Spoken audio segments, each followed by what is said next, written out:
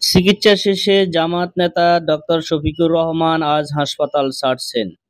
তিনি এখন অনেকটা সুস্থ আছেন, তবে তার বিশ্রামের প্রয়োজন বলে জানিয়েছে হাসপাতাল কর্তৃপক্ষ। আজ মঙ্গলবার 12ই আগস্ট বেলা 11:30টার কিছু সময় পর জামায়াতের আমির গুলশানের ইউনাইটেড হাসপাতাল থেকে বের হন। এর আগে জামায়াত ইসলামের নায়েবে আমির সৈয়দ আব্দুল্লাহ মোহাম্মদ তাহের বলেন, জামায়াত ইসলামের আমির ডক্টর শফিকুর রহমান সুস্থ হয়েছেন, যার কারণেই তিনি হাসপাতাল থেকে বেডে থেকে এখন বাসায় যাচ্ছেন। ওপেন হার্ট সার্জারি একটা বড় ধরনের অপারেশন। এটা রিকভারি হতে কিছুটা সময় লাগে। আমরা ওনাকে এখন বাসায় নিয়ে যাব। ওনার সেখানে আরো 2 সপ্তাহ রেস্ট প্রয়োজন। 3 সপ্তাহ পরেই তিনি জনসম্মুখে আসবেন। আপনারা দোয়া করবেন। ইউনাইটেড হাসপাতালের চিকিৎসক ডক্টর শাহিদ আলম চৌধুরী বলেন, 2 তারিখেই তিনি অপারেশন হয়েছেন। 2 থেকে 5 তারিখ পর্যন্ত তিনি আইসিইউতে ছিলেন। 5 তারিখে ওনার টিউবগুলো খুলে নিয়েছি আমরা। উনি নিজেই হেঁটেছেন। তারপরে ওনাকে আমরা কেবিনেও নিয়ে গিয়েছি।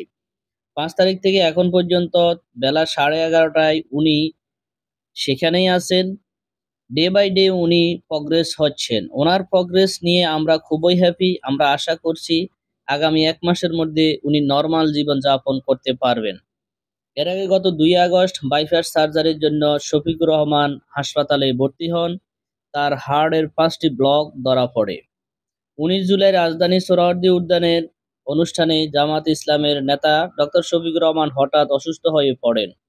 তাৎক্ষণিকভাবে একটি স্থানীয় বেসরকারি হাসপাতালে ভর্তি হন। চিকিৎসক সেই দিন প্রাথমিক পরীক্ষার বড় কোনো জটিলতা পায়নি, তবে ধারণা করেছিলেন তার বড় জটিলতা হওয়ার সম্ভাবনা রয়েছে। ওই ঘটনার পর থেকেই তিনি নিবিড় পর্যবেক্ষণে ছিলেন। সকলের পরামর্শেই তিনি যখন চেক আপ করা হয়েছে তখন তার 5টি ব্লক ধরা পড়েছে। 5টি ব্লক ধরা পড়ার পরেই তাকে হাসপাতালে অপারেশন করার জন্য আলোচনা চলছিল।